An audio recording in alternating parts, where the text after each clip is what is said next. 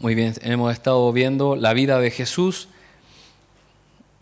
y vimos el bautismo de Jesús, vimos la tentación de Jesús y hoy día vamos a ver la pasión de Cristo.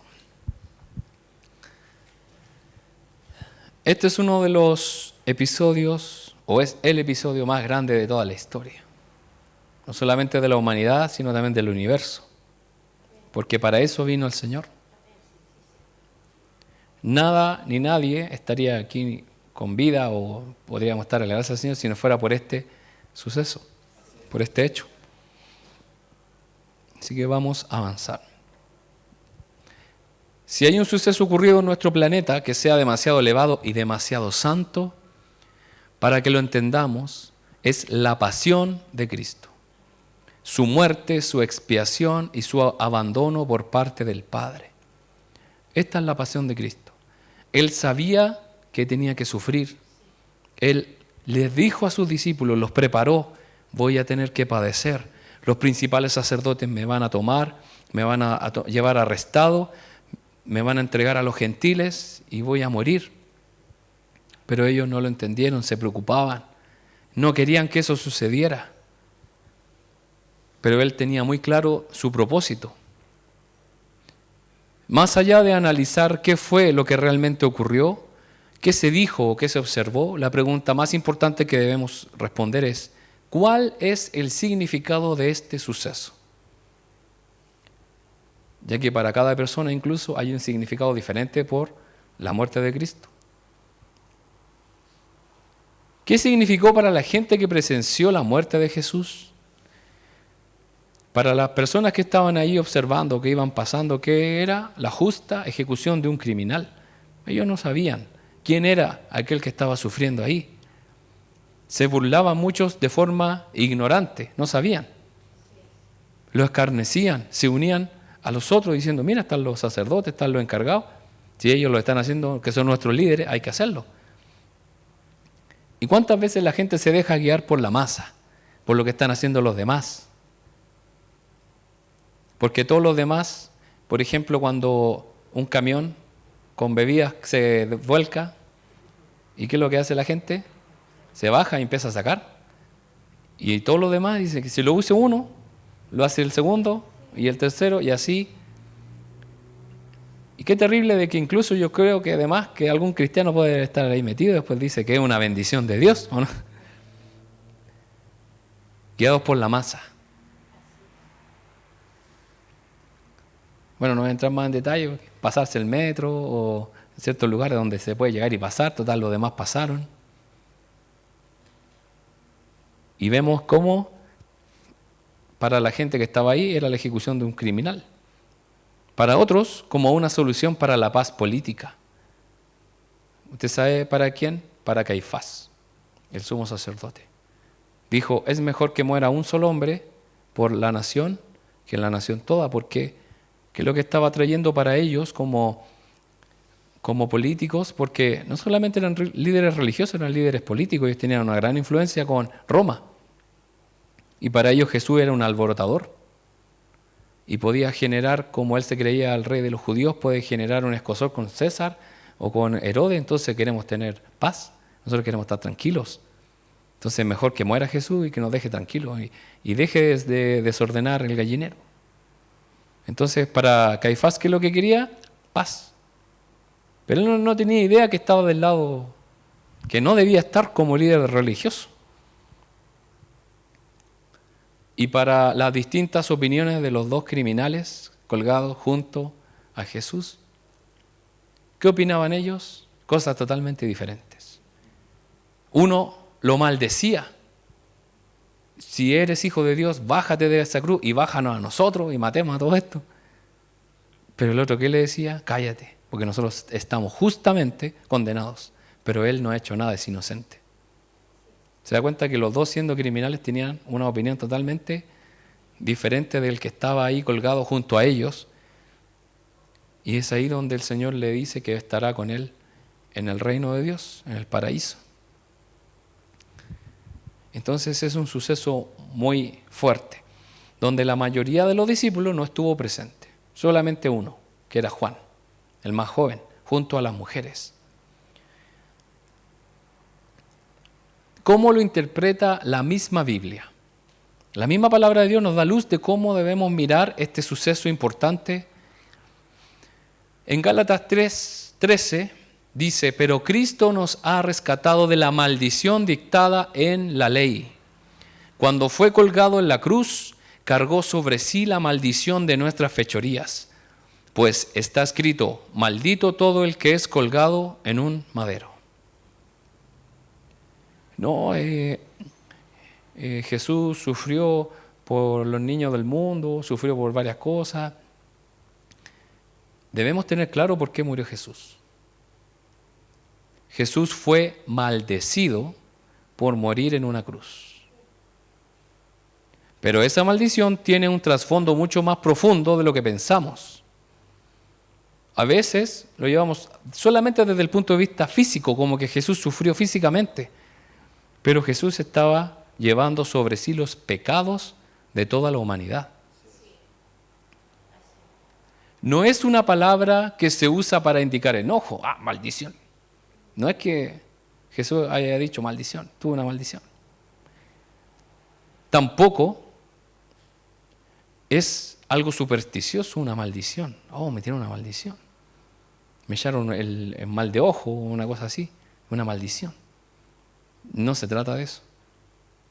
Tampoco tiene que ver con lo que hacen las brujas contra las personas o como la maldición de las momias egipcias. Quien abra la tumba de Tutankamón le va a pasar algo feo. No se trata de ese tipo de maldiciones de forma supersticiosa, ya que la maldición que cayó sobre Jesús fue una maldición dictada por Dios. Y eso es algo fuerte y es algo serio. No estaba el diablo diciéndole, maldición. Quien dictó la maldición contra Jesús fue Dios. Contra el pecado que asumió Jesús. ¿Se da cuenta? Vamos a avanzar aquí. La maldición según la Biblia. No según los brujos, no según la televisión, el cine. La maldición según la palabra de Dios. En el Antiguo Testamento la maldición refiere al juicio negativo de Dios. O sea, quien maldice en la Biblia es Dios. Y también quien bendice. Porque los demás no tienen poder alguno. Ni Satanás, ni los brujos, ni los demonios tienen poder para maldecir. Y aunque lo hagan, no tienen poder. Entonces, si usted va a un lugar donde está lleno de gente contraria a Dios o que le tira cosas, usted diga, no va a pasar nada porque el Señor es más grande. Entonces, la maldición se refiere al juicio de Dios. Es el antónimo, lo opuesto a la palabra bendición. Este concepto se remonta a la entrega de la ley de Dios a Moisés. Ahí está en Deuteronomio 11, 26 al 28. Escucha bien, hoy te doy a elegir hoy te doy a elegir entre una bendición y una maldición. Recibirás bendición si obedeces los mandatos del Señor tu Dios que te entrego hoy, pero recibirás maldición si rechazas los mandatos del Señor tu Dios y te apartas de Él y rindes culto a dioses que no conocías. La maldición es el juicio de Dios a la desobediencia, a las transgresiones de su santa ley. Entonces debemos tener cuidado de decir de que cuando pecamos y sufrimos las consecuencias del pecado, fue Satanás. O el Satanás me está haciendo esto. Porque en realidad simplemente estamos recibiendo el juicio por nuestro pecado. Y lo dictó Dios mismo. Y eso viene desde la ley de Dios. ¿Qué es lo que le entregó Dios a los israelitas y a nosotros? La ley. Escoge tú, vivir en la bendición o en la maldición. No hay en término medio. No es que yo ande así, bendición, maldición. No es así, sino que cuando yo ando bajo la maldición, desobedezco la ley. Pero si la obedezco, ando en la bendición. Consecuencias de la maldición. Luego de que Adán y Eva fueron expulsados del Edén, Dios estableció una prohibición para todos los seres humanos. Dice ahí en Éxodo 33:20, dice: sin embargo, no podrás ver directamente mi rostro porque nadie puede verme, aquí está hablando Dios a Moisés, y seguir con vida. Adán y Eva, ¿podían ver a Dios? Sí, porque tenían comunión con Él. De hecho, lo sentían caminar, acercarse, y decían: ahí viene Dios. Porque obviamente no estaba afectado por el pecado, y Dios creó a Adán y Eva, podríamos decir, perfectos.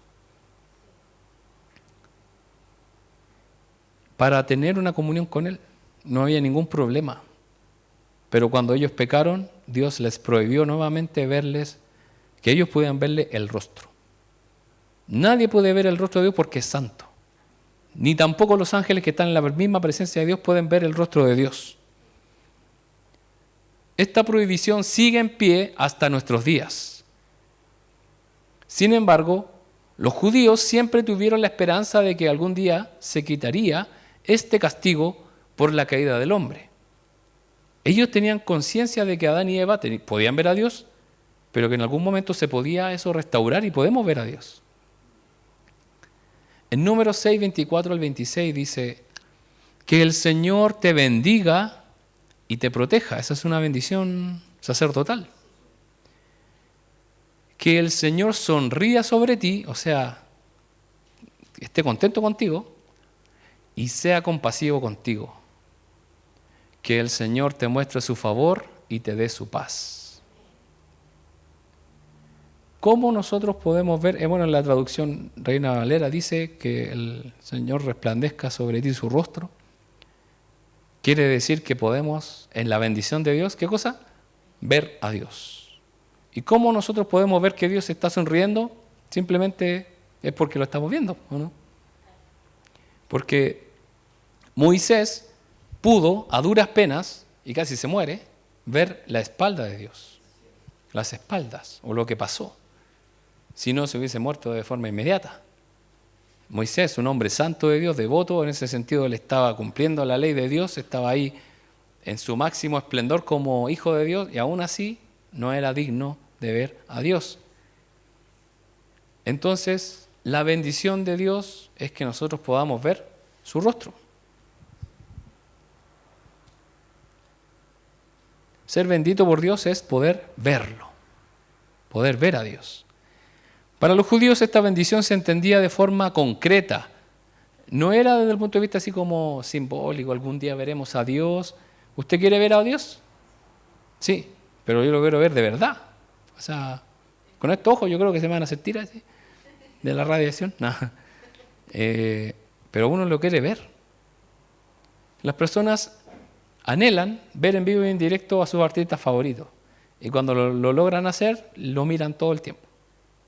Le ven los detalles, cuánto mide, se ve más chico que de lo real, o de lo que pensaban, o es más grande, o es más flaco, más delgado. Incluso dicen: ¿a qué huele? ¿A qué huele? Huele a perfume. Yo creo que contemplaremos al Señor y nos quedaremos una eternidad mirándolo solamente, y después pasaremos otra eternidad estando con el Señor. Entonces, para los judíos era algo concreto, y era ser bendecido, era poder contemplar el rostro de Dios. Algo que se le había quitado allá a Adán y a Eva, le iba a ser restaurado. Eso es lo que querían los judíos. Por lo tanto, la maldición implicaba ser completamente expulsado de su presencia.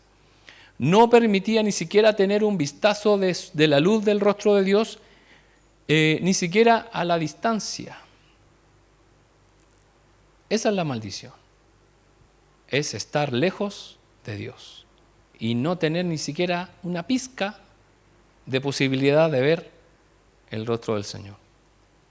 Ser maldecido era entrar al lugar de absoluta oscuridad, fuera de la presencia de Dios. De aquí se explica todo el simbolismo y liturgia del pueblo en torno al tabernáculo y la labor del sacerdote una vez al año en el lugar santísimo. Usted sabe lo que decía un judío que era preparado y que era de una familia especial y que de acuerdo a un sorteo le salía él y una vez al año podía entrar al lugar santísimo a ministrar. Y en el arca del pacto se hacía manifiesta la presencia misma de Dios. Ellos lo podían ver. Pero era un judío y una vez al año. Nadie más. Porque si era otra persona moría. Entonces, en ese sentido, por eso se entiende el tabernáculo y la labor del sacerdote una vez al año. El día de la expiación. El cordero y el chivo expiatorio. Aquí tenemos dos animalitos que tienen que ver con la muerte de Jesús y que son símbolos de Cristo.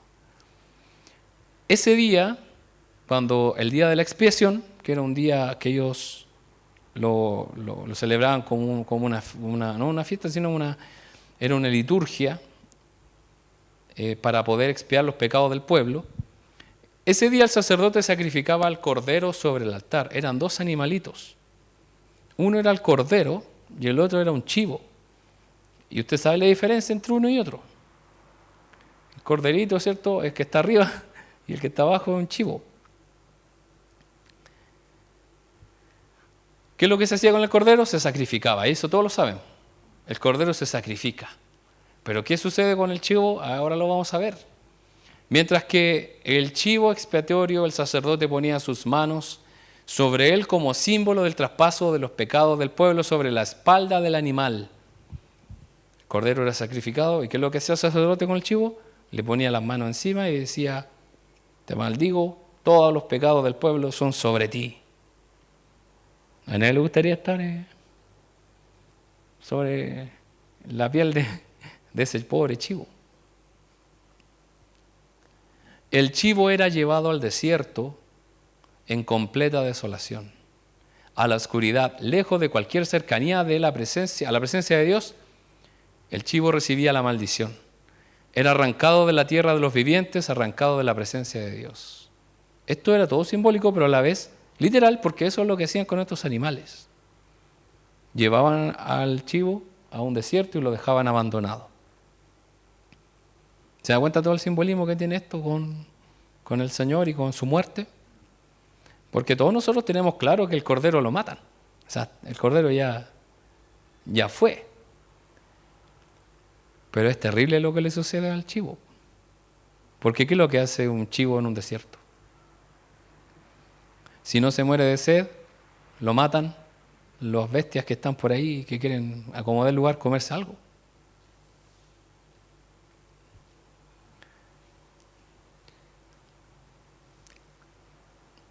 Estar con Dios.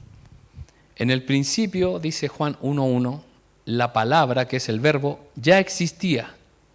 La palabra estaba con Dios y la palabra era Dios. Aquí está hablando de Jesús. Para nosotros, los cristianos y los seres humanos en general, nos cuesta un mundo entender realmente la Trinidad. Nadie hasta el día de hoy puede decir: este es el significado de la Trinidad, ya, quédese tranquilo, listo, lo terminamos. No es así. Porque aún con las explicaciones que tenemos, no podemos entenderlo a cabalidad. Porque prácticamente es tratar de entender quién es Dios en sí. Y eso nunca lo vamos a poder hacer. Nunca vamos a poder descifrar quién es Dios. Es imposible. Y ahí se nota nuestra mente limitada. Entonces, siempre ha existido esta comunión entre el Padre, el Hijo y el Espíritu Santo. Íntima. Un judío del Antiguo Testamento podía entrar al tabernáculo y estar con Dios. Aquí vemos, ¿cierto?, el sumo sacerdote, hay una imagen, frente al lugar donde está el arca del pacto. Entonces, él podía estar con Dios en el griego sun, en sentido presente en un grupo. Cuando nosotros estamos reunidos con los hermanos, es un grupo. Pero yo puede ser que ni siquiera le mire la cara a ninguno. O puede ser que un hermano venga, esté y después no se acuerde. ¿Vino la hermana Cristina? No sé, no me di cuenta. Un ejemplo. Y sí vino. ¿Se da cuenta que no es lo mismo estar con que estar en grupo así? Pero nadie podía jamás estar cara a cara con Dios, que se usa el griego pros, en sentido de estar cara a cara con una persona. Y esto se ocupa cuando está una persona hablando con alguien cara a cara, o los enamorados cuando se miran. Eso es estar con la persona. Entonces el sacerdote, cuando entraba a la presencia de Dios, las palabras que se utilizaban de que estaba con Dios se refería a simplemente una compañía en grupo. Mientras que nadie podía usar este término pros como de estar cara a cara con Dios, porque no se podía. Con otra persona sí. Existía esta palabra de estar con alguien, pero no con Dios, sino con otras personas sí. Porque era una cercanía de verse cara a cara. Es decir, solo Jesús estaba en una relación de estar cara a cara con el Padre y el Espíritu Santo. Nadie podía meterse ahí. Nadie puede. Está el Padre, el Hijo y el Espíritu Santo, podríamos decir, mirándose cara a cara. Y nadie puede meterse ahí. Ni el sumo sacerdote. ¿Se da cuenta de lo complejo que es el vínculo que tenía Dios con el Hijo? Dios Padre con el Hijo. Nosotros a veces no lo podemos entender. Y ahora estamos tratando de hacerlo. Porque es una relación, hermanos, eterna. Antes de todas las cosas. Cuando uno se va hacia atrás, simplemente va a encontrar a Dios. Y en este sentido va a estar Dios Padre, Hijo y el Espíritu Santo. Imagínense usted, no existe ningún ángel. Porque en algún momento el ángel comenzó a existir, ¿o no? Entonces, si nos vamos hacia atrás, ¿qué es lo que creó primero Dios? No lo sabemos, pero sí sabemos que siempre ha existido Dios. Y con ese pensamiento ya se nos vuela la cabeza, porque no podemos entender nada fuera del espacio.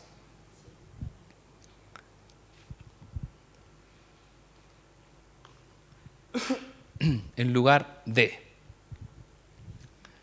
Cristo Jesús vino a morir en lugar de. La muerte de Cristo fue en lugar de nosotros. Él no vino a morir por sus pecados. O por Él, porque no estuvo buena. Él vino a morir por nosotros. Ahí en Juan 10, 15 y 18 dice: el propósito del ladrón es robar y matar y destruir. Mi propósito es darles una vida plena y abundante. Yo soy el buen pastor. El buen pastor da su vida en sacrificio por las ovejas. Nadie puede quitarme la vida sino que yo la entrego voluntariamente en sacrificio, pues tengo la autoridad para entregarla cuando quiera y también para volver a tomarla. Esto es lo que ordenó mi Padre. Ningún hombre perverso, ni romano, ni judío, ni líder religioso, pudo matar a Jesús si él no se entregaba. No podía hacer nada a Jesús, ni siquiera tocarle un pelo. Pero él se entregó. Voluntariamente, ahí lo dice. Y él tiene el poder para haber entregado su propia vida. Y qué maravilloso lo que dice ahí, de que el propósito del Señor es darnos una vida plena y abundante. Y que Él es el pastor que dio su vida por nosotros. Este pastor es totalmente atípico. Porque dice la Biblia que los pastores generalmente eran pagados. ¿Y qué es lo que hacían? Salían arrancando. Y el que daba su vida por las ovejas era aún más difícil de encontrar, porque si usted y yo, hermanos, fuéramos dueños de varias ovejas y viene un lobo, yo dejaría que se comiera alguna con tal de yo salvarme, después recupero el rebaño, ¿o no? Pero alguno estaría dispuesto, el mismo pastor, dueño de las ovejas, a morir por ese rebaño. Por eso este pastor es totalmente atípico, diferente a todos los demás. Y eso causó un impacto en los oyentes, porque decían: ¿cómo ese pastor va a morir por un animal?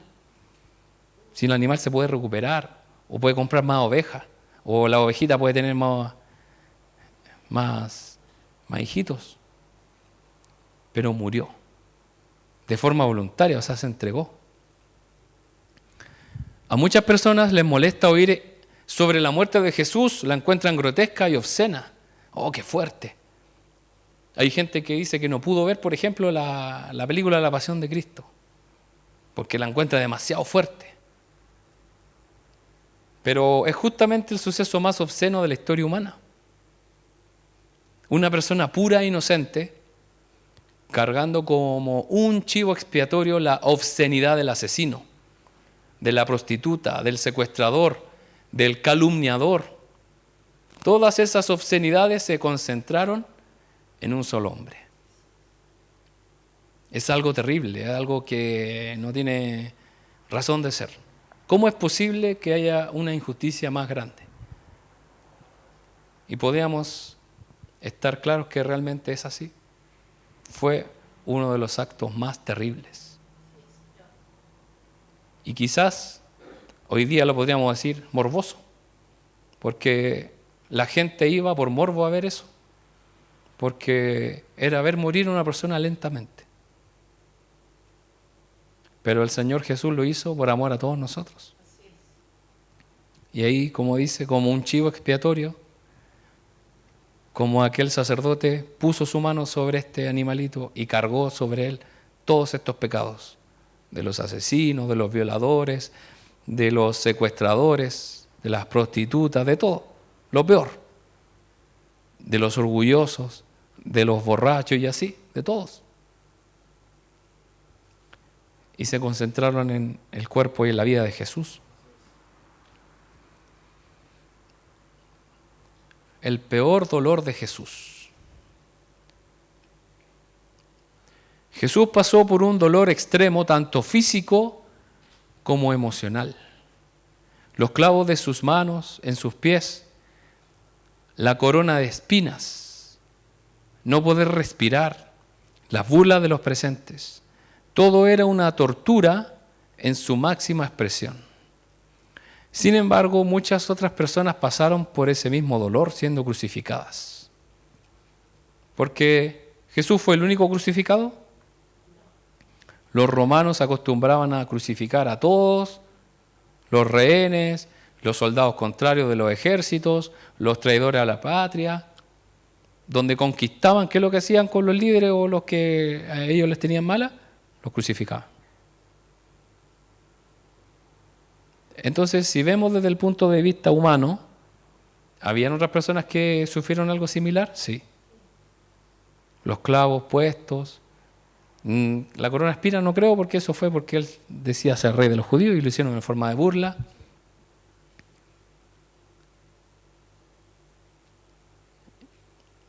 Y en este caso vemos un dolor físico, que obviamente fue fuerte. Fue un dolor que realmente nadie de nosotros quizás hubiese podido superar, porque sabemos que Jesús el día anterior no durmió nada. Jesús no durmió nada. Luego lo llevaron arrestado, lo golpearon, le pegaron latigazos, ¿se acuerda? Y aún así, porque ¿qué es lo que quería Pilato? Calmar al pueblo. Ya, denle latigazo para que el pueblo se quede tranquilo y lo dejemos libre a este hombre inocente, porque yo lo declaro inocente. Pero lo presionaron tanto que tuvo que su brazo ser torcido y tuvo que entregar a Jesús a ellos a la muerte. Y Jesús mismo tuvo que cargar esa cruz.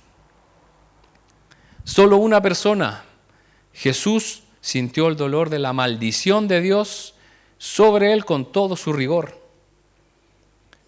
Ahí dice, luego a las 3 de la tarde Jesús clamó con voz fuerte, Eloi, Eloi, lema sabactaní, que significa Dios mío, ¿por qué me has abandonado?